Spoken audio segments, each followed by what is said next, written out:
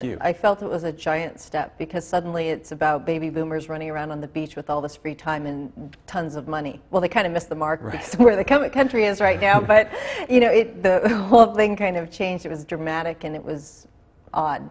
When you spend time on the front end mapping out the strategy for a transition, you can define it in stages, and oftentimes. You'll see it with the banks. You don't have to do like area. a direct cutover to a new brand. You can do it. Well, you definitely want to make a noticeable transition. Okay. But that transition doesn't have to be black and white. Okay. You've seen it with the banks in the local area where a bank has changed names maybe 4 or 5 times. Yes. Well, in the process of changing, they changed the name but not the logo. And then they changed the logo later to match the name. And they knew that if they were to do something which was to totally change who they were overnight, people would become uncomfortable, and we're talking about their money, right? So they don't want that. So instead, they take them through a series of baby steps, and they allow them to acclimate to each one of those steps. And for a smaller company, you don't need to be that crazy about it, but you do need to look at where the money's coming from. And if these people like what they saw, then before, then you need to take that into account with your new brand. Here's the silliest example. Let's talk at the personal brand level. At one point, not too long ago, I got contacts. I got rid of my glasses, right? I had several clients come to me in the first couple of weeks say, you know what, you really looked more creative and more, we felt the glasses, we liked the guy with the glasses. You know, I took a giant step, maybe. and I reintroduced the glasses again because it was part of my personal brand and I didn't even realize Actually, I really feel the glasses really go with your company. No, seriously, I do too. I feel that. It just, there is something about that, and they're right. I agree. So I it's agree. an example of taking a silly example, but of taking a step too far. Yeah, I do. Yeah, it is funny, and those changes are upsetting. Like, there's a bank locally here that I guess they changed their name. I don't know how many times, but they actually have a red logo with a contrasting red and blue that is actually hurts your eyes to look at. Right, and red is really not a color you want to associate with your money. I would never put my money in that bank. And it's not the bank that's all red, but it's one that's now red and blue with a new name. Right. But yeah, it's kind of unsettling. Right, right. And, you know, they should know better. Colors and the whole psychology behind colors. I mean, it's really important to study before you... There's a lot to it. One thing I wanted to ask also was, how do you... And it's that thing, I don't know if you can really put your finger on it, but when we were talking before about that brand equity that you already have built up, how do you harvest that and bring it forward? I mean, how do you not... You know, what if you were in business for 50 years and you had built up all this good equity and suddenly you're going to change the brand? Do you kind of just not consider that when you're going through the branding process? I mean, how do you just let it all go? that would be a little too reckless to just make a decision like that on the front end. So we have a process, and I'll let you into a little bit of how that begins, and it helps us define who a person is and understand what we should keep and what we shouldn't. We always begin a brand, rebrand, I should say, with a process we call messaging. We feel that the entire process of rebranding will only be successful if we get the key messages right. And that's like the big umbrella That's message? like the big umbrella. Well, it's the big umbrella and then some of the sub-messages and then how we're going to talk about those things. So in the process of doing that, we always start by trying to find out what a company's message is. That's where we begin. It's probably what they've been communicating all along. And the problem, inevitably, with communicating your message is that only one person cares about your message. It's you.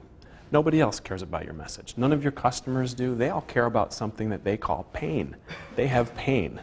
And insofar as your message addresses their pain, they're all about what you have to say. Otherwise, they could care less. And there's this third component of your brand called your difference. So in the beginning of a rebranding process, we get very in touch with what a company's message is, very in touch with what a customer's pain is, and then very in touch with what their difference is. And we see where those things kind of intersect, and that is the core of their brand. So when I know what those messages are, I know what I can discard. It's anything that's not in that circle, and I know what I have to keep. And then I look at what do I have to do to reinforce that. Maybe it's maintaining the logo, maybe it's maintaining the colors, maybe it's simply keeping the message this way. Maybe the name has to change, or maybe it must stay the same. And when I understand what your key messages are, then I can create all of the visual or the communication that you would need in order to sell that brand to somebody else. Our process begins with message. And you know, you're doing all this work here in the Detroit area, or at least the last time we talked to you. Right. All this branding, rebranding kind of thing, and your business is growing like gangbusters right here in Detroit, Detroit market. It is. Which is congratulations, even in these troubled times. But people are reaching out because they know even rebranding is important in times that are tough. It may be more important in times that are tough than ever, and I'll tell you why. In an economy that's changing, when dollars are moving around that used to be very predictable in the past, it's more important than ever to have the right message and the right brand out there that attracts your customers. So what we're finding is that in the Detroit market, there are a lot of really, really great companies who offer really great service, who are focused on their brand and their message and marketing, and those companies are doing really, really well. And then there's a whole bunch of companies who aren't as good at those, and they're sort of disappearing. And we feel very bad for them, but the reality is it's made the climate for everyone who remains really very positive. So our business and the businesses of our clients in this area is growing like crazy, so much that we've been able to expand into other markets, and this same process turns out it works very well in other markets as well, and who are now beginning to go through the same downturn that we experienced here in Detroit a couple of years ago. And can we just spend 1 minute on that, of what you're doing in Fort Lauderdale, and then also Los Angeles. Los Angeles. What are you doing with those offices? Well, actually, what we started, the initial motivation was we weren't sure how the economy was going to go here. It would be smart for us to experience business in growth economies throughout the nation. We defined some that matched the demographic that we serve here in the Midwest, and we launched small sales and account offices there.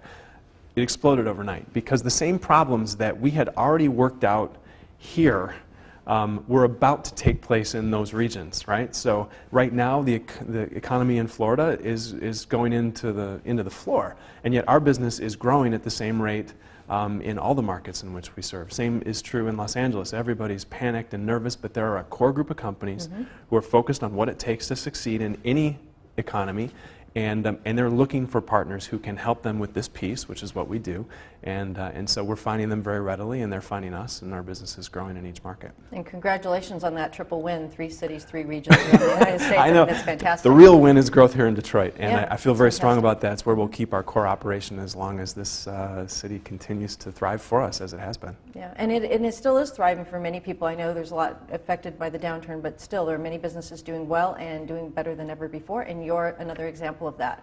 Thank you. Real quick, we have a minute left. What type of advice would you give to somebody about rebranding? When people first think about rebranding, the thing that they immediately go to is they want to change what something looks like. And what it looks like is critically important, but should be the second or third thing that you focus on. My advice to them is get the message right. When you have the right message, the creative will follow, and the result that you're looking for will take place. Excellent advice. Thank you so much. David Monker, Monker Associates here in Troy, Michigan. Thank you so much. Thanks. It's been a pleasure.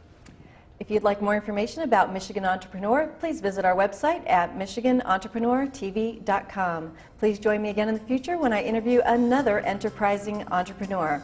Until then, wishing you the best of business.